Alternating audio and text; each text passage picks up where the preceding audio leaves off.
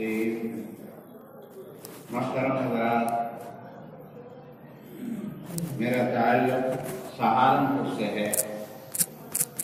सहारनपुर मज़ाहिर दरगाह है जिसके बारे में आप सब बहुत सारे लोग जानते होंगे।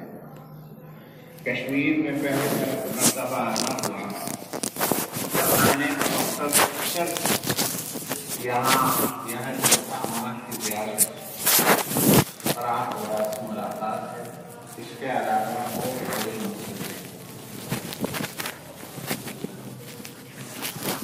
हमारे मेज़बान ने यहाँ आपसे बातचीत तय कर दी। मैं कश्मीरी ज़ुबान तो नहीं जानता, उर्दू में मैं कुछ बातें आपके सामने अर्ज़ करूँगा। अल्लाह रब्बुल इज़्ज़त मुझसे हक़ बात कहने की तौफ़ीक़ अता फरमाए और हम सबों को हक़ बात कराए।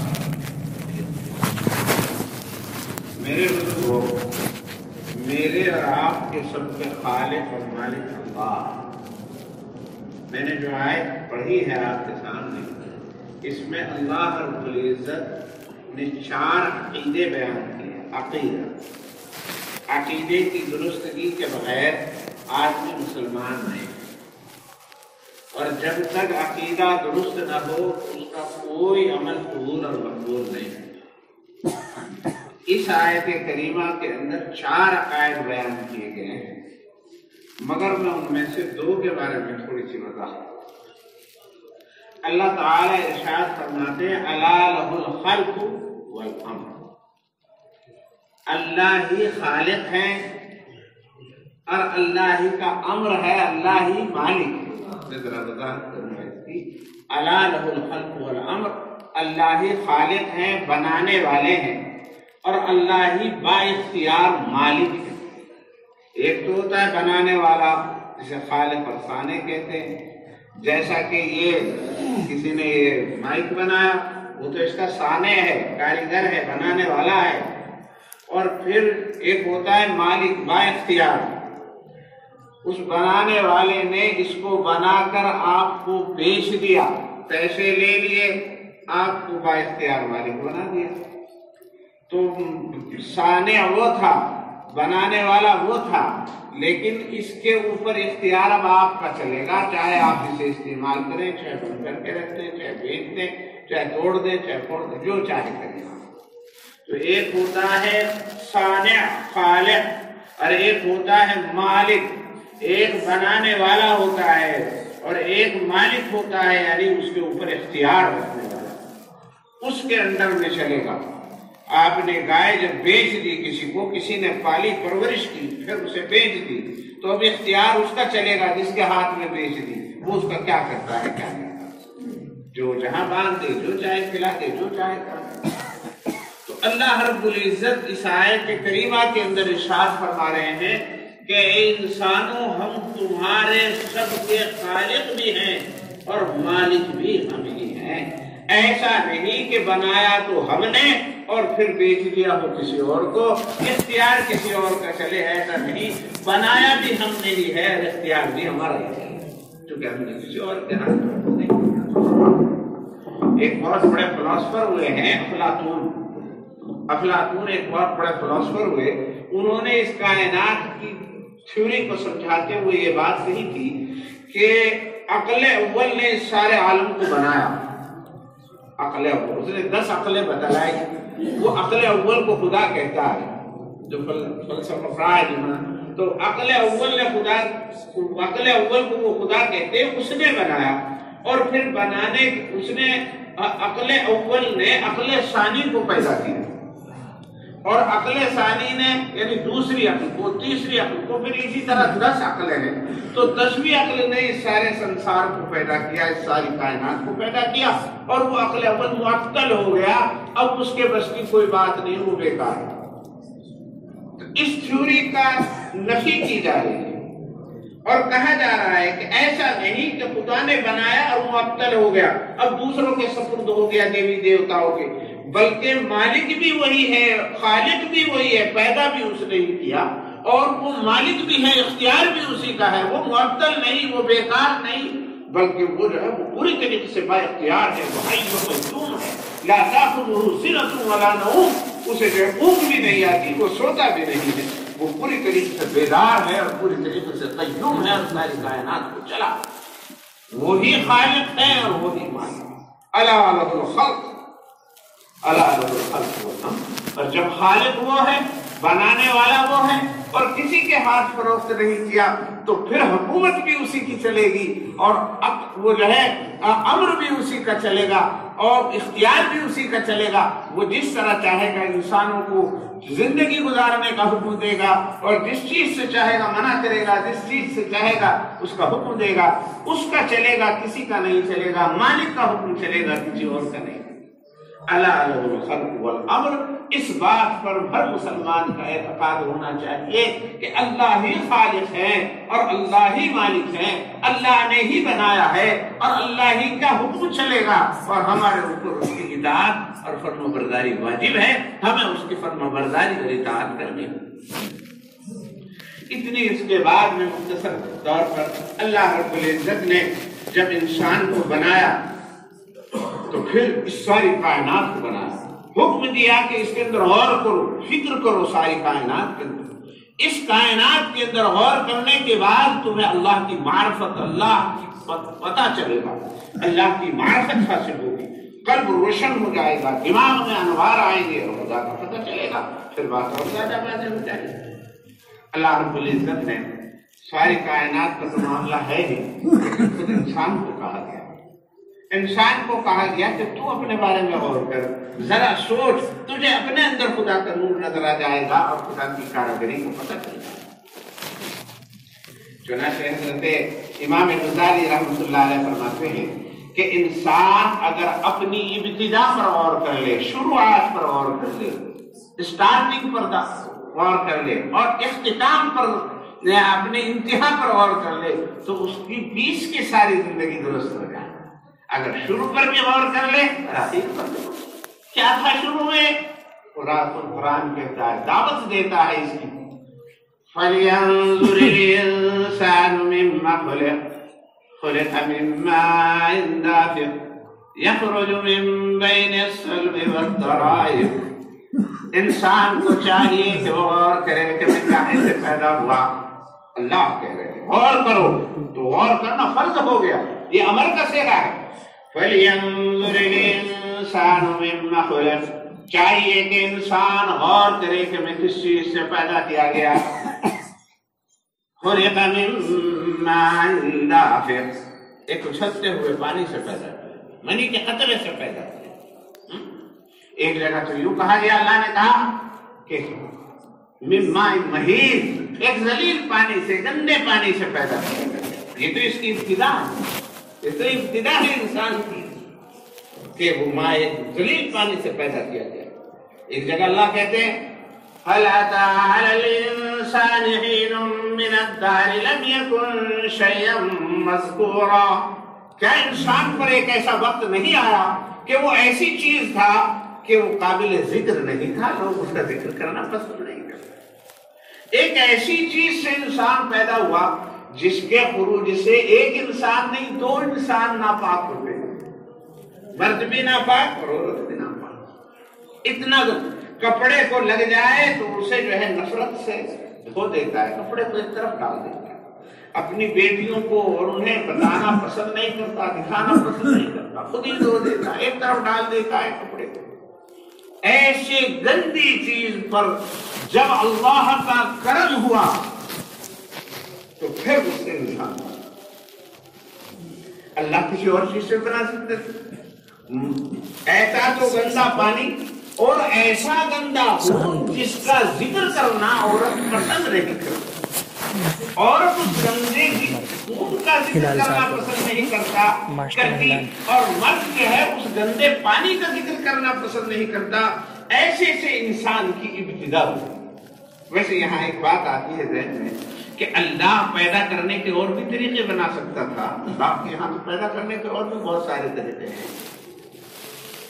پیڑ پودے جو ہیں وہ بیج سے پیدا ہو جاتے ہیں، اور بعض پودوں کی وہ جو ہے کاش لگ جاتی ہے، کاٹ کر کے گلنے کو جو ہے اتنی سی کاش نیچے کرتے تو اس سے نکل آتے ہیں، گلاب جو ہے وہ کاش سے نکل آتا ہے، بازے ٹہنی لگا دو اس سے، اور بازے بیج بو دو تو اس سے پرندے انڈوں سے بن جاتے ہیں، اور یہ حشرات الارض جو ہے کیڑے مکوڑے یہ نجاست میں خود بخود پیدا ہو جاتے ہیں، کتنے بیکٹیریا وہ ہیں جراثیم ہیں کہ صاحب جو ہے وہ ویسے ہی پیدا ہو جاتے ہیں، اور بڑی تعداد میں پیدا ہو جاتے ہیں، ہزاروں اور کروڑوں تعداد میں پیدا ہو جاتے ہیں جیسے کہ ڈاکٹر لوگ کہتے ہیں۔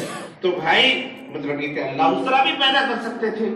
تو یہ جو اشرف الانسان اشرف المخلوقات ہے، خلیفۃ اللہ فی الارض ہے، اسے بھی اللہ بھی کہیں اور سے پیدا کر سکتے تھے، کوئی اور تھوک سے پیدا کر دیتے اللہ، پسینے سے پیدا کر دیتے اللہ تعالیٰ، اللہ کسی سے بھی پیدا کر سکتے تھے، مگر اللہ رب العزت نے ایسی گندی چیزوں سے انسان کی ابتدا کر کے، اور پھر اللہ یوں کہہ رہے فَلْيَنْظُرِ الْإِنسَانُ مِمَّا خُلِقَ، انسان کو چاہیے کہ وہ غور کرے کہ میں کہنے سے پیدا کیا۔ یہ غور کیوں کروا رہے ہیں؟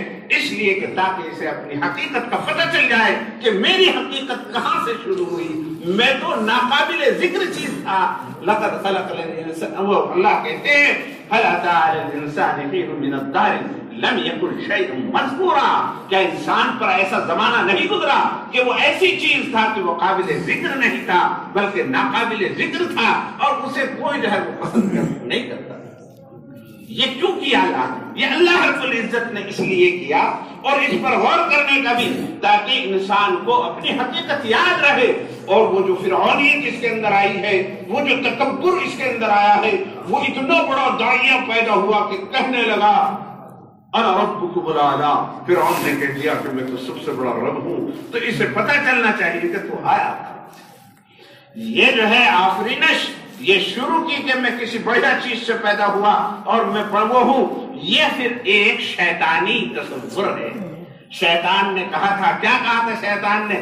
خلقتنی من نار وخلقتہ من طین، میں بڑھیا ہوں، یہ کیا ہے؟ میں بڑھیا چیز سے پیدا کیا گیا ہے، مٹی سے پیدا کیا گیا، میں اسے کیوں سجدہ کروں؟ تو آفرینش یعنی جس چیز سے انسان کی ابتدا ہوتی ہے، اگر وہ بہت بڑھیا چیز ہوتی تو انسان کو تکبر کرنے کا کوئی موقع ملتا، لیکن اللہ رب العزت نے من ماء مہین، مطلب یہ کہ ایک ذلیل پانی سے پیدا کیا تاکہ اسے پتہ چلے کہ صاحب میری ابتدا کیا۔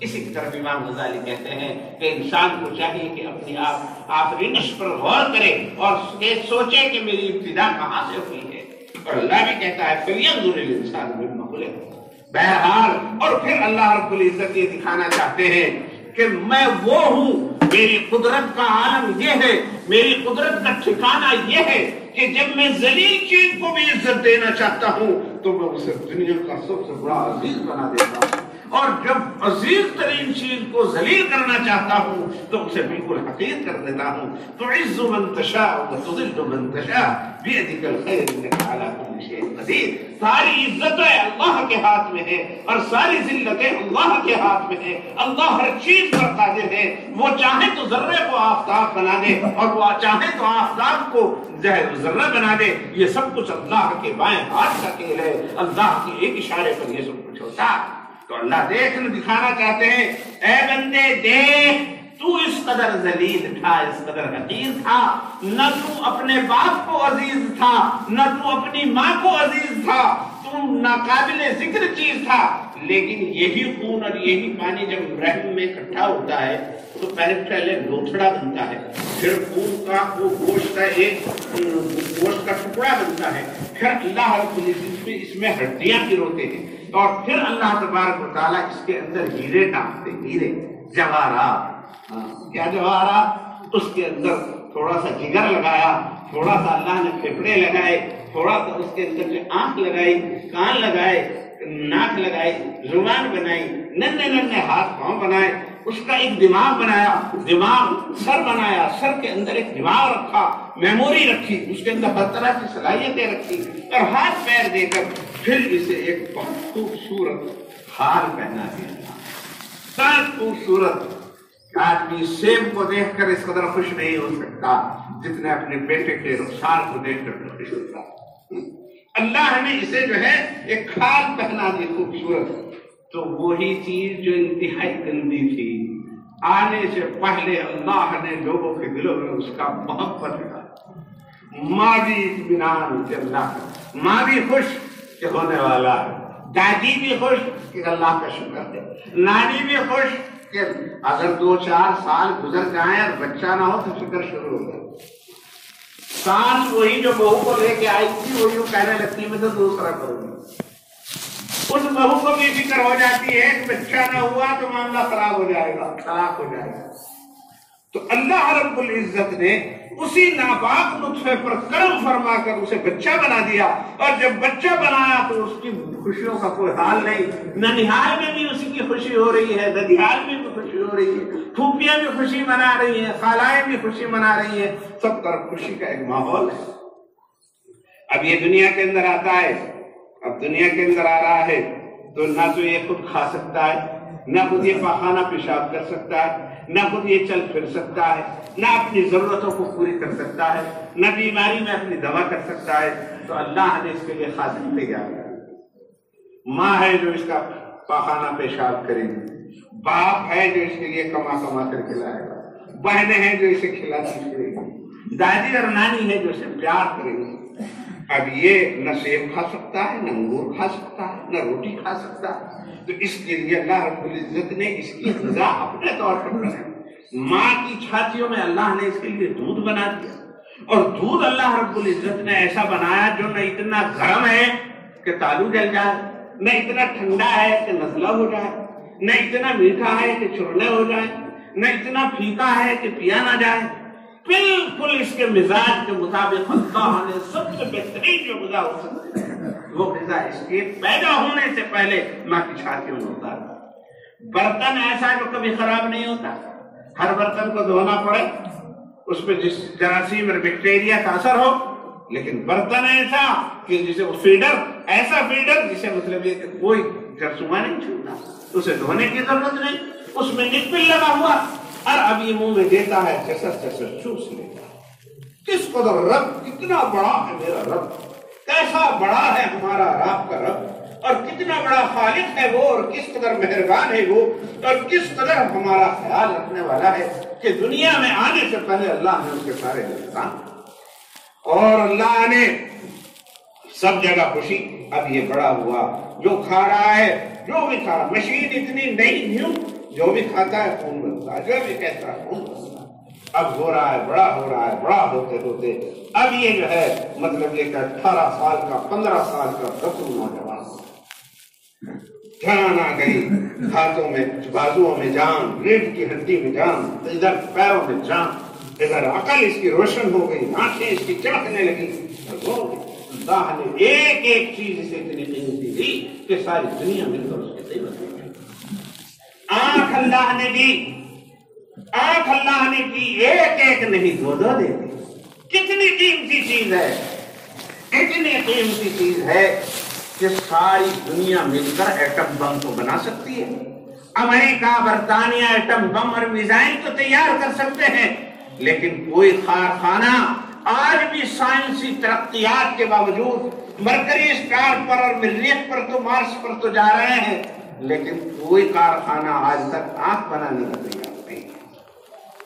अल्लाह ने ऐसे ऐसे हीरे, ऐसे ऐसे जवाहरात इंसान को देकर इस दुनिया में, ऐसी जुबान बोलती हुई, ऐसे कान बोलते हुए, आंख के ऊपर गौर कीजिए, अल्लाह किस कदर बड़ी, किस कदर बड़ी। हमारे एक दोस्त नाबीना है हाफिज जी, वो माता निकलती थी, पहले माता निकलती थी जिसको वो चिकन पॉक्स कहते थे, तो उसकी वजह से आंखें खराब हो जाया करती थी बच्चों की, तो उसमें जो है उनकी आंखें बचपन में खराब हो गई थी, बहुत बचपन में ही खराब हो गई थी। तो साहब जो है फिर उनकी शादी भी वैसे हुई, उनके बच्चा, तो वो अब वो बच्चा उन्हें लेके चलता है, इतना बड़ा बच्चा उन्हें लेके चलता है। तो वो आए, बैठे थे सब, बहुत सारे लोग, तो कहने लगे, कारी साहब आपका बच्चा आपका बच्चा खूबसूरत। तो कारी साहब के मुंह से और कहने लगे कि हाँ, सब यही कहते हैं तेरा बच्चा बड़ा। उस आह के पीछे ये फरियाद थी, ये बात थी कि सब तो मेरे बच्चे की सूरत देखकर आंखें ठंडी करते हैं, मगर मैं अपने बच्चे की सूरत देखकर आंखें ठंडी नहीं करता। آدمی سارے دن کا تھکا ماندہ جب گھر آتا ہے اپنے بچے کو، بچہ اس کے پاس آتا ہے، بچہ اس سے لپٹ جاتا ہے، اس سے پیار کرتا ہے، ساری تھکن دور تو دیکھو، لیکن جس کے پاس آنکھ نہیں تو وہ اپنے بچے کی صورت بھی نہیں دیکھتا، وہ اپنے بچے کی صورت تو دیکھیے آنکھ کتنی بڑی نعمت ہے، کتنی بڑی نعمت، اللہ کی بہت بڑی نعمت ہے۔ اس پر جتنا بھی کلام کیا جائے، ہر چیز پر کلام کیا جا سکتا ہے، تفسیر کی جا سکتی ہے، لیکن اتنا وقت نہیں۔ تو میں یوں کہتا ہوں اللہ نے اتنی بڑی بڑی نعمتیں انسان کو عطا کی جس کی وجہ سے مطلب یہ کہ انسان ہے۔ اب یہ 15 سال کا نوجوان ہو گیا، ماں کہتی ہے میرا نوجوان بیٹا، بہن کہتی ہے میری عزت و آبرو کا رکھوالا، بھائی کہتا ہے میرا قوت بازو، دوست کہتے ہیں ہمارا یار۔ اب یہ ایسا گھبرو نوجوان ہو جاتا ہے، کسی کے ساتھ چلتا ہے تو چلتا ہوا اچھا لگتا ہے، دوست بھی سوچتے ہیں کہ صاحب طاقتور لڑکا برابر رہے نا، دوست رہے تو اچھا رہتا ہے، کہ پنگا ہو جائے تو اچھا رہتا ہے، تو سب کو اچھا لگ رہا ہے۔ اب یہ جب 15 سال کا ہو گیا، ماں کہتی ہے میرا، بیوی کہتی ہے میرا، بہن کہتی ہے میرا، بھائی کہتے ہیں میرا، اور مطلب یہ کہ یار دوست کہتے ہیں میرا، سب اسے اپنا کہتے ہیں۔ اب اللہ کا حکم نازل ہو جاتا ہے 15 سال کے بعد کہ دیکھ یہ سب تجھے اپنا بتا رہے ہیں، لیکن حقیقت یہ ہے کہ یہ سب تجھے اپنا اس وجہ سے بتا رہے ہیں کہ میرے انعامات تیرے اوپر ہیں، اگر میرے انعامات تجھ سے ہٹ جائیں تو پھر کوئی تجھے اپنا نہیں کہے۔ یہ اس لیے کہہ رہے ہیں تجھے اپنا کہ ہم نے تجھے آنکھ دے رکھی ہے، اگر آنکھیں چھین لے رنگا ہو جائے تو یہ سارے دوست بار تھا۔ اگر ریڑھ کی ہڈی میں جان نہ ہو اور پیروں میں جان نہ ہو، اور صاحب مطلب یہ کہ وہ جو ہے فالج پڑ جائے، پیرالیسس ہو جائے اور پیر معذور ہو جائے، تو پھر رحم تو کرتے ہیں لوگ، رحم تو کرتے ہیں بیچارے کا کیا حال ہے، لیکن مطلب یہ کہ وہ زندگی کا دوست نہیں رہتا۔ بیوی بھی یوں چاہتی ہے کسی طرح پیچھے چھوٹ جائے، اور صاحب ماں باپ بھی بس رحم تو کرتے ہیں، کھانا دے دیتے ہیں، لیکن ساری مطلب یہ کہ اس کا جو ہے توجہات کا مرکز وہ دوسرا لڑکا ہو جاتا ہے جس کے پاس یہ طاقت ہے۔ تو اللہ کہتے ہیں کہ دیکھ اے میرے بندے، تجھے اللہ کو بھول گیا، اب یار دوستوں کو چاہتا، اب تجھے موبائل ہی موبائل چاہیے، تجھے اب تجھے فاحشہ عورتوں سے کام ہے، اب تجھے مطلب یہ کہ ادھر ادھر کی چیزوں میں لگ رہا، اب کرکٹ کا شوق ہے تجھے، سب کچھ جو یہ تو کر رہا ہے یہ ہماری دی ہوئی نعمتوں کی وجہ سے ہے۔ اگر ہماری آنکھیں تیرے پاس نہ رہے اور ہمارے دیے ہوئے ہاتھ تیرے پاس نہ رہے، ہماری دی ہوئی جوانی کے اوپر پیرالیسس کا جھٹکا آ جائے، پھر کوئی تیرا نہیں رہنے کا۔ دیکھ تو سب کے ساتھ اچھا سلوک کر، لیکن اصل ہم ہیں تیرے، ہمیں پہچان اور ہماری نعمتوں کو شکریہ۔ اسی کو قرآن میں کہا یا ایھا الانسان ما غرک بربک الکریم الذی خلقک فسواک فعدلک۔ اے انسان، تجھے اپنے اس رب کریم کے بارے میں کس نے دھوکے میں ڈال دیا؟ تو اسے کیوں بھول گیا جس نے تجھے پیدا کیا، آراستہ کیا، سجایا، سیدھا کیا، تیرے ساتھ انصاف کا معاملہ کیا، اچھی اچھی قیمت چیز عطا کی، یہ تجھے دماغ دیا، آج تو انجینئر ہے، وکیل ہے، حافظ صاحب ہے، مفتی صاحب ہے، اس کی وجہ سے عزت ہو رہی ہے، لیکن حافظ صاحب بھی ہو گیا، مولوی صاحب بھی ہو گیا، وکیل صاحب بھی ہو گیا، یہ دماغ کا ذرا سا اسکرو اللہ ڈھیلا کر دے کچھ بھی نہیں، پاگل ہو گیا جی، پاگل ہو گیا۔ اب نہ یہ حافظ ہے، نہ مولوی ہے، نہ انجینئر ہے، نہ عہدہ ہے، نہ اس کی جاب ہے، سب کچھ ختم۔ دیکھ یہ سب کچھ ہمارے کرم کی وجہ سے ہے، ہمارے کرم کی وجہ سے ہے، ہماری عنایت کی وجہ سے ہے، ہماری عنایت۔ ابھی پچھلے دنوں کا واقعہ ہے، کچھ لوگ بیچارے آ جاتے ہیں، غیر مسلم بھی آ جاتے ہیں، ایک صاحب ایک مسلمان ایک غیر مسلم دوست کو اپنے لے کے آئے اور کہنے لگے کہ یہ میرے پڑوسی دنوں سے کہہ رہے تھے کہ صاحب کسی سے دعا ہوا کے لیے، اور یہ لے کے آئے، تو ان کے ساتھ ایک لمبا تھڑنگا لڑکا، بہت طرح، لیکن وہ ڈال رہا، وہ سمجھ لے رہا، چلتے ہوئے اسے بٹھا دیا گیا، پوچھا کیا بات ہے، تو انہوں نے بتلایا کہ اس نے کمپیوٹر میں حساب کتاب میں کوئی ایسا مطلب وہ کی تھی، ڈگری کی تھی کہ جس کی 1.5 لاکھ روپے جو ہے سیلری تھی، اور یہ اس کو بڑا ماسٹر ہے، پی ایچ ڈی اس نے کی، ایک لڑکا ہے ماں باپ کے، ماں اس کی مر گئی، یہ ایک بیٹا، اس کی 2 سال پہلے شادی کی، اس کی ایک بیٹی ہوئی۔ اب جو ہے اس کے ہلکا سا درد شروع ہوا تھا، درد شروع ہوا، پہلے تو ویسے ہی دوا لے لی گئی لوکل، پھر وہ بڑھتا رہا، تو پھر بڑے ڈاکٹروں کے یہاں گئے، انہوں نے کہا کہ دماغ کی 2 نسیں بیٹھنی شروع ہوئی اور اس کا کوئی علاج نہیں، بڑھتا چلا جائے گا، بڑھتا چلا جائے گا۔ یہ بات بیوی نے سن لی، بیوی نے اپنا گھر فون کر دیا، چونکہ مسلمان بیوی تو یوں سوچتی ہے کہ یہ شوہر جو ہے یہ میرے لیے مجاز خدا ہے، اس کی خدمت کروں گی تو مجھے جنت میں اللہ نے نعمت دے دے گا۔ لیکن غیر مسلم کا تو آخرت پر یقین ہی نہیں، وہ تو دنیا کے ہی مزے، انہوں نے کہا میرے مزے تو گئے، جو خراب ہو گیا، اس کی جاب چھوٹ گئی، اس کی جاب چھوٹ گئی، وہ 1.5 لاکھ روپے جو گھر میں آتا تھا وہ ختم گیا، اب جو ہے یہ معذور ہو گیا، اب اسے پخانہ پیشاب بھی خود کراؤ، میں کیوں خام کا جان اس میں پڑھوں، کیونکہ اس کے لیے آخرت تو کچھ ہے نہیں، ثواب کا عذاب کا تو کوئی مسئلہ نہیں۔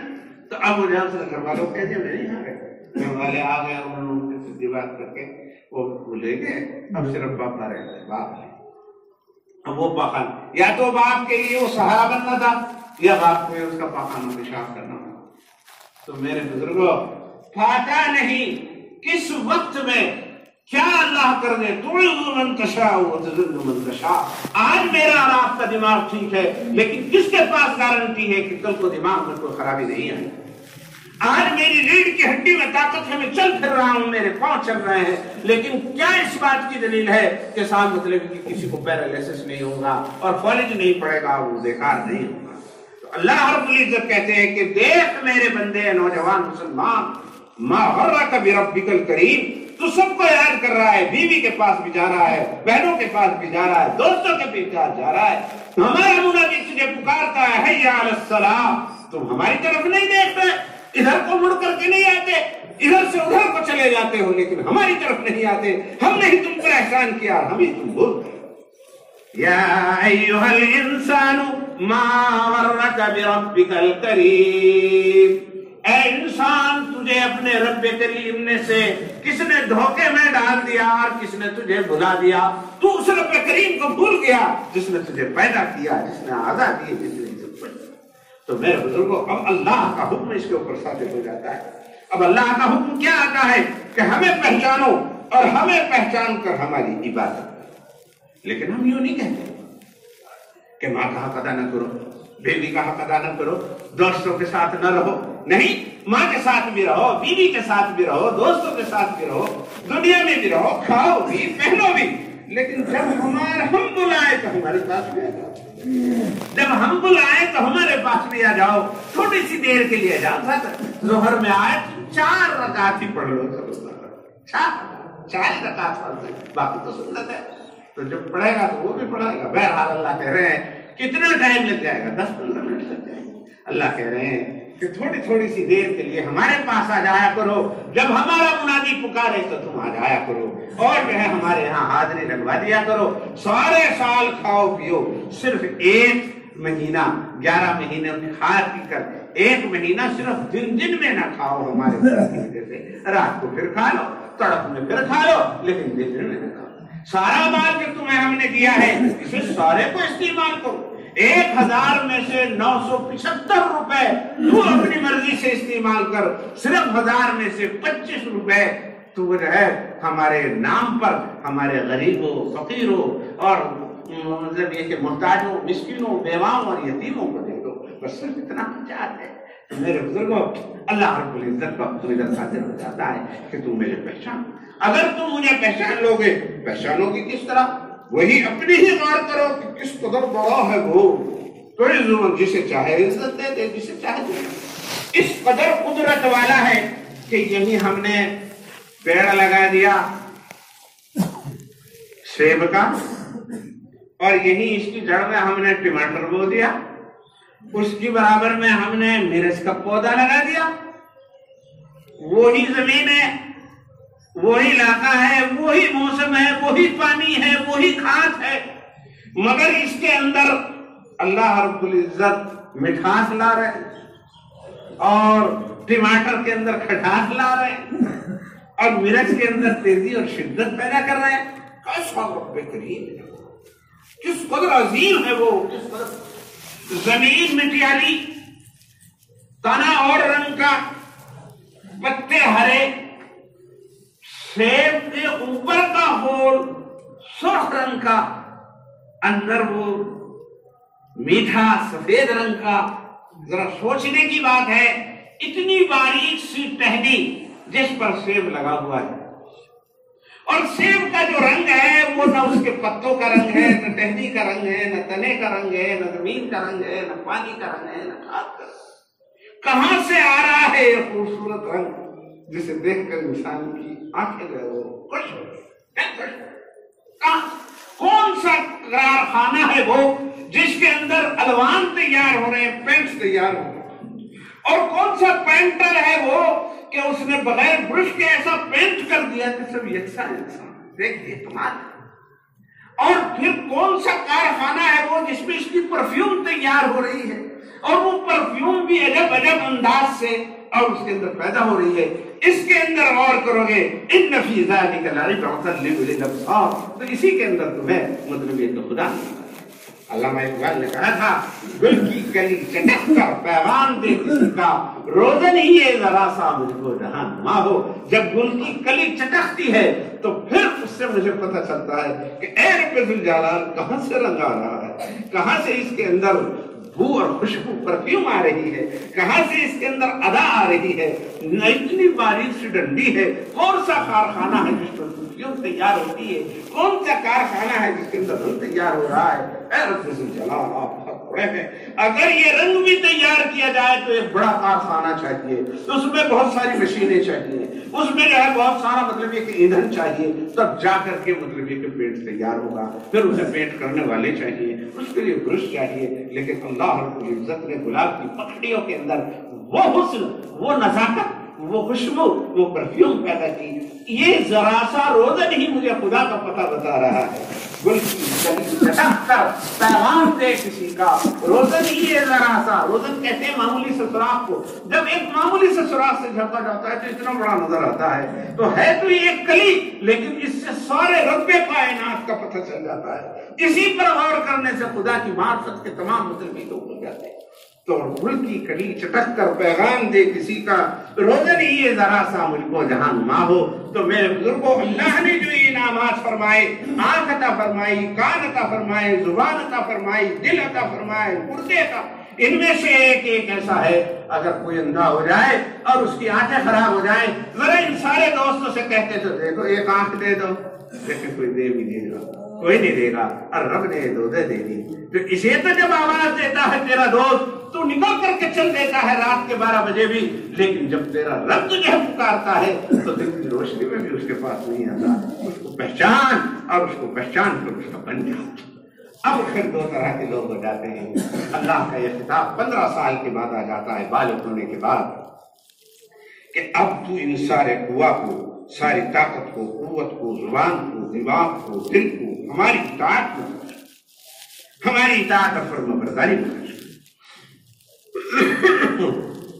اب اگر ایسا کرتا ہے تو اللہ کی مستقل ہدایت کے ساتھ، اللہ کی مستقل عنایت کے ساتھ، اللہ کی محبت اور نصرت اس کے پیچھے پیچھے ہو جائے.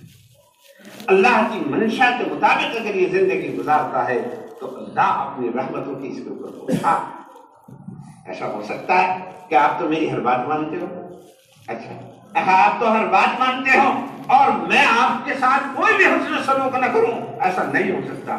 جب آپ حسن ہر بات مانتے ہیں، کھانا کھلاتے ہیں، پانی پلاتے ہیں، یہ کرتے ہیں، وہ کرتے ہیں، تو اس کی کوئی بھی خیال دوسرا نہ رکھے، ایسا نہیں ہو سکتا. آپ خیال رکھیں گے تو وہ بھی خیال رکھے گا. اللہ رب العزت نے کہہ دیا من کان للہ کان اللہ لہ، جو اللہ کا ہو جاتا ہے اللہ اس کا ہو جاتا ہے. تو ہمارے حالات ہوں یہ ہمارے امن ہو، یہ ہمارا سکون ہو، یہ ہمارا اطمینان ہو۔ اس کے کچھ دنیاوی اسباب بھی ہوتے ہیں، لیکن ایک اس کا روحانی سبب بھی ہے، اور وہ یہ کہ اللہ کی طرف رجوع کرنا، اللہ کی طرف سے گڑ گڑانا، اللہ سے مدد اور نصرت مانگنا، اللہ کو پہچاننا، اس کی نماز پڑھنا، اس کے روزے رکھنا، اس خدا قادر کو جو ایک ذلیل چیز کو اتنی عزت عطا کر سکتا ہے، جو ایسی طریقے سے غلے پیدا کر سکتا ہے، پھل پیدا کر سکتا ہے، وہ اس بات پر بھی قادر ہے کہ ہمارے حالات کو بھی بدل دے، اور ہماری بے روزگاری ہے تو اسے روزگار دے دے، بے امنی ہے تو امن دے دے، بے سلامتی ہے تو سلامتی دے دے، اور ہماری بے اختیاری ہے تو اختیار دے دے۔ اللہ اس پر بھی قادر ہے۔ جو اس پر یقین رکھتا ہے وہی سچا مومن ہے۔ ان اللہ علی کل شیء قدیر، اللہ تبارک و تعالی ہر چیز پر قادر ہے۔ اس لیے ہمیں سب کو چاہیے کہ ہم اللہ کو راضی کرنے کی فکر کریں، اور اس کی نماز پڑھیں، روزے رکھیں، زکوٰۃ دیں، اور ایک سب سے بڑی چیز جو ہے، 1 منٹ کے لیے کہنا چاہوں گا کہ اللہ سے دعاؤں کا خاص وقت تمام کریں۔ اللہ کی حدیث پاک سے اور قرآن پاک سے ہر نبی کی کوئی نہ کوئی دعا منقول ہے۔ حدیث پاک کے اندر بہت ساری دعاؤں کی مستقل کتابیں، مستقل باب باندھے گئے ہیں۔ تو دعا مومن کا ہتھیار ہے، دعا کرنی چاہیے۔ ایک دعا میں کہتا جاؤں گا، بہت حضور نے فرمایا جو اپنی جان مال کی حفاظت چاہتا ہو وہ یہ دعا روزانہ مانگا کرے، بسم اللہ علی نفسی و اہلی و مالی، بسم اللہ علی نفسی و اہلی و مالی، اے اللہ میں تیری حفاظت چاہتا ہوں، اپنی جان پر بھی، اپنے مال پر بھی، اپنے گھر والوں پر۔ اسے چلتے پھرتے اگر کوئی پڑھ لے، صبح کو 3 مرتبہ پڑھ لے تو اللہ شام تک اس کی جان مال اور گھر والوں کی حفاظت کریں گے، اور شام کو پڑھ لے تو صبح تک حفاظت کریں گے۔ یہ میری بات نہیں، یہ رسول اللہ کی بات ہے۔ یہ دعا مانگے، اللہم بسم اللہ علی نفسی و اہلی و مالی۔ اور ایک دعا حضرت عباس کو حضور نے فرمائی تھی، اگر وہ یاد ہو جائے تو بہت اچھا، اللہم انا نسألک العفو والعافیۃ والمعافاۃ الدائمۃ فی الدنیا والآخرہ۔ یہ بھی بہت اہم دعا ہے۔ اللہ اس سے جان مال عزت و آبرو کی حفاظت کرتے ہیں۔ موقع ہوتا تو میں تفصیل سے بتاتا، انشاءاللہ کبھی اللہ نے اگر ملایا تو پھر دیکھی جائے گی۔ اللہ تبارک و تعالیٰ جو کچھ کہا گیا ہے اور جو کچھ اس میں حق ہے، اللہ اس کو عمل کرنے کی توفیق عطا فرمائے۔